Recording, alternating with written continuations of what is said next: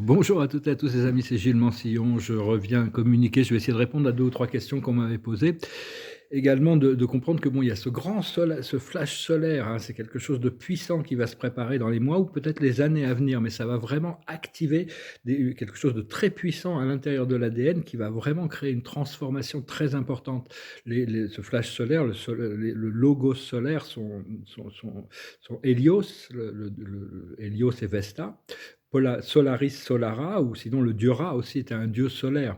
Ce qui, ce qui, ce qu'il faut, c'est vraiment comprendre on va garder notre physicalité quand on passe, ça va nous élever dans les dimensions. On va quand même garder notre physicalité, seulement on doit purifier, on doit continuer à nettoyer notre physicalité pour qu'elle s'élève, elle se cristallise, et une fois qu'on sera rentré dans la cinquième dimension, on sera toujours des êtres physiques, mais on risque de devenir invisible pour ceux qui ne sont pas passés dans la quatrième dimension, ou même enfin, qui sont toujours dans la troisième dimension. Comprendre que l'esprit le mental de l'ego, c'est le principal blocage à l'ascension. Il faut arriver à être détaché complètement de la réalité matérielle, ce qui est vraiment très difficile, hein, personnellement, je peux même pas parce que j'ai des plans d'âme et des responsabilités par rapport à ma mission terrestre qui fait qu'il faut que il faut que je reste en alignement avec ces plans, avec cette mission. Et comprendre qu'il faut accepter notre voyage personnel. On est tous dans un voyage unique personnel et éviter de pointer le doigt vers les autres. À partir du moment où on peut exprimer des opinions, ce que je fais ici, hein, je vous remercie d'ailleurs de considérer que ce n'est qu'une opinion. Tout le monde on a tous le droit d'avoir notre point de vue, notre opinion, mais dès qu'on pointe le doigt vers quelqu'un d'autre, ça devient plus une opinion, mais un jugement.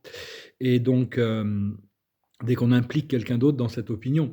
Et donc, il y a aucune nécessité de se critiquer soi-même, hein, de se critiquer nous-mêmes ou même les autres. Hein. Au plus on arrive à se détacher de tout ça, ce qui n'est pas facile parce que des fois, moi, je vois que j'ai des connexions profondes d'âme m'exposent à des choses qui me font du mal, mais je sais que mon moi supérieur n'est pas du tout affecté par ces choses. Hein. C'est vraiment, même si on doit ressentir de la tristesse, c'est normal. Il faut éviter de l'exprimer et éviter de rester trop longtemps dedans. Hein.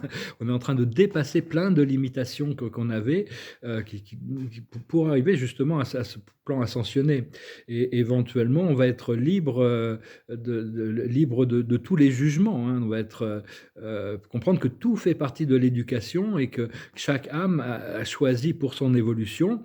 Et bien sûr, il y a plein de gens qui vont trouver des raisons valables de dire non, on doit juger et condamner cela, on doit faire ci, ça, parce que ça dépasse ce que nous, on peut concevoir du plan karmique de ces âmes.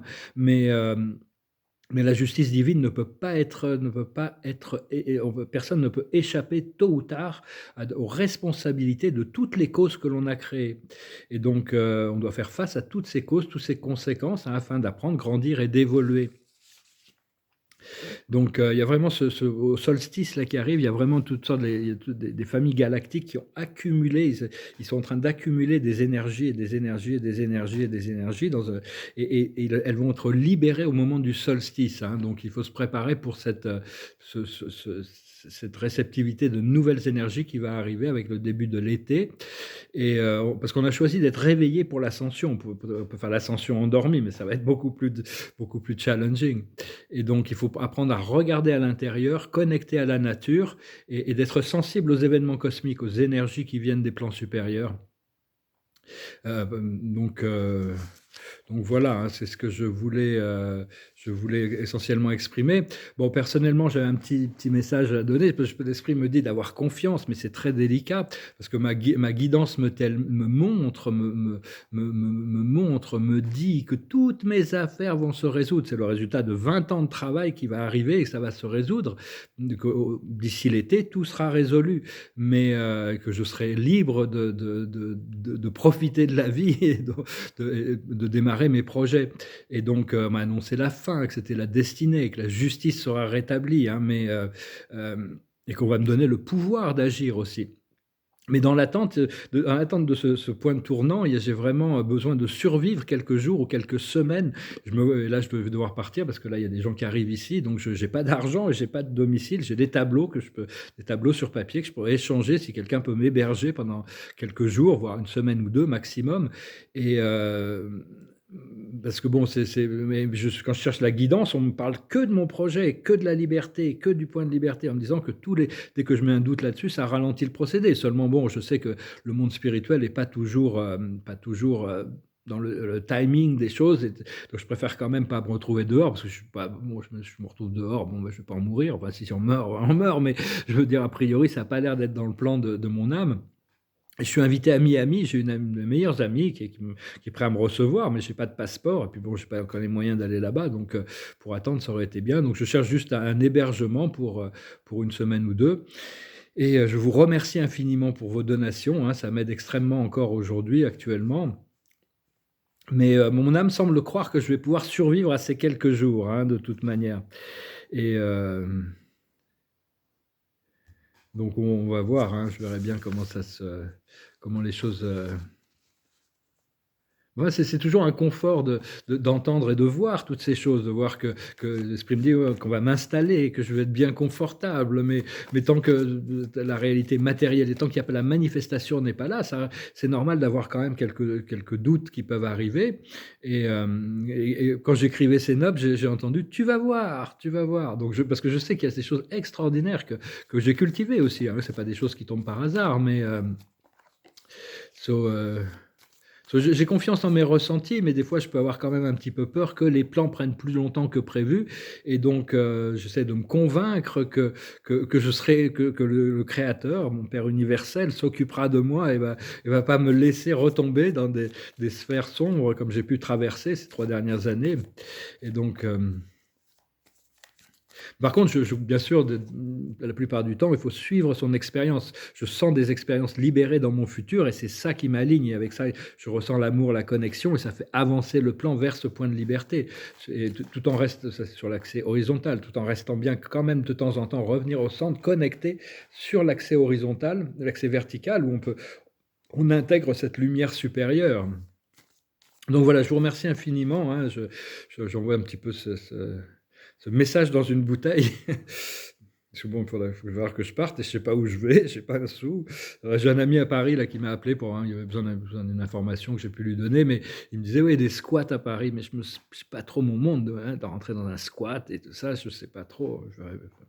On vit la vie un moment à la fois. Hein. L'observateur de la journée, c'est l'équilibre, la balance, l'être équitable, être transparent, être honnête. La plus haute sagesse, c'est l'imaginaire, l'imagination. Ce qu'il faut comprendre, c'est la confiance, avoir la foi, la confiance. Ce qu'il faut faire, c'est des fondations solides. On construit des fondations solides. On a construit des fondations solides par nos valeurs, nos principes, notre énergie. Et maintenant, on va pouvoir construire la maison sur ces fondations. Et l'aboutissant, c'est la nouvelle vie. Hein. Donc, les oracles confirment quand même que toutes ces choses ne sont pas juste, sont pas juste des projections. Je n'ai jamais pensé que ça pouvait être des projections mentales. Ça me dépasse complètement. Jamais j'aurais pu projeter ce que l'esprit me révèle. C'est pas possible. Et on va voir avec la cache, l'observateur de la journée, ce sont les anges, hein, les anges. Donc voilà, hein, on va avoir confiance aux anges pour que tout s'arrange, tout s'harmonise et que le timing, que tout soit gracieux, que tout soit léger, que les choses se passent bien et rapidement. La plus haute sagesse, c'est le Bouddha, l'Asie. C'est la sérénité et la lucidité. Toutes circonstances. Donc bon. Mais bon, le Bouddha il s'est élevé quand même. Ce qu'il faut comprendre, c'est Atlantis. On est en train de transmuter toutes ces mémoires d'Atlantis. Atlantis, il y avait les pouvoirs très sombres, il y avait les pouvoirs très lumineux. Il y avait l'Atlara qui était complètement dans la 13e dimension. Et puis il y avait les Ariens et les fils de Belial qui étaient très militarisés, patriarcales, qui ont créé toute cette destruction. Et on s'est intégré, on a vécu dans ces deux civilisations. Donc on est obligé d'intégrer pour arriver à cette résolution. Ce qu'il faut faire, c'est la chevalerie, garder son armure, hein, se protéger et défendre des causes justes, c'est être honorable, être gracieux aussi. Et l'aboutissant, c'est le corps des désirs, la faim, c'est-à-dire la faim ou l'alimentation. C'est-à-dire que bon, on a quand même les nécessités physiques. Cela dit, on doit maîtriser de plus en plus nos sens et on va pour arriver à transcender l'esprit de l'ego mental inférieur, pour arriver aux passions supérieures et on va arriver à l'époux-l'épouse, hein, c'est-à-dire cette réunion, cette harmonisation, ce bien-être, ce bonheur, cette joie, ce bonheur. Voilà, bah, écoutez, je vous remercie infiniment. Je vais chanter une petite chanson.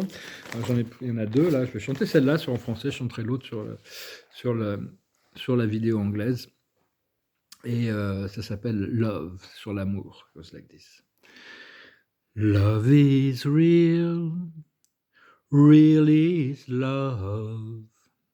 Love is feeling, feeling love.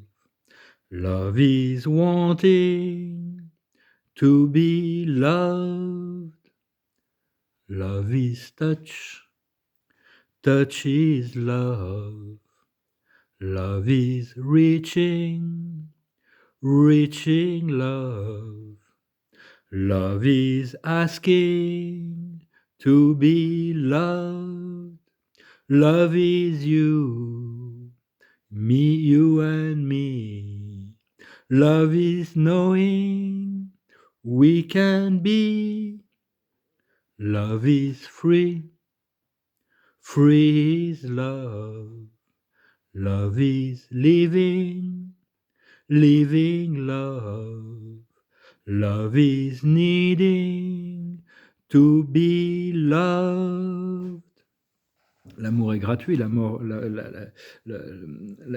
est libre, l'amour c'est vivre l'amour, mais on a besoin d'être aimé. Donc l'amour c'est une sorte de réciprocité quand même, hein, mais il y a toujours cette réciprocité vis-à-vis de la source. La source est éternellement en amour de toute la création. C'est pas toujours facile de le sentir, mais c'est pour ça que l'amour terrestre reste quand même très puissant, parce que bon, c'est un ressenti beaucoup plus présent, beaucoup plus proche que peut-être l'amour de la source. C'est pour ça que l'amour inconditionnel, c'est le lien qui nous lie à l'amour divin éventuellement, hein. L'amour inconditionnel se ressemble beaucoup plus à l'amour paternel ou maternel que l'amour romantique ou sentimental. L'observateur de la journée, c'est l'amitié, hein. C'est très important l'amitié, on est en train de forger des bonds d'amitié. Il y a plein de nouveaux amis qui vont rentrer dans notre vie et donc on doit être toujours amiable de toute manière. La plus haute sagesse, c'est le doute, hein. Donc ça va, je me pardonne d'avoir ces doutes, hein, parce qu'on me dit que tout va bien se passer, mais bon, sur le bord du précipice, là, c'est pas facile. Ce qu'il faut faire, comprendre, c'est la confiance, qui est un peu le contraire du doute.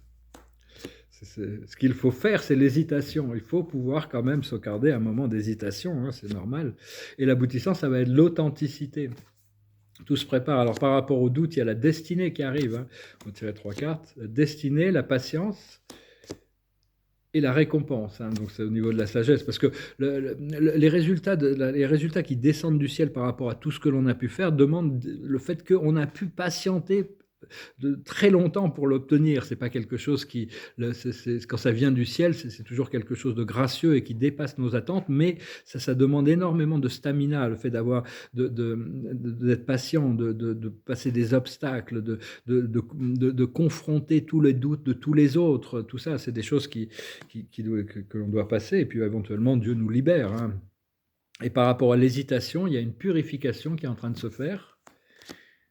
Il y a le bonheur qu'on cultive, hein, quand même, et l'enthousiasme, hein. C'est vrai que personnellement, quand l'esprit me montre toutes ces choses qui arrivent, je suis extrêmement enthousiaste.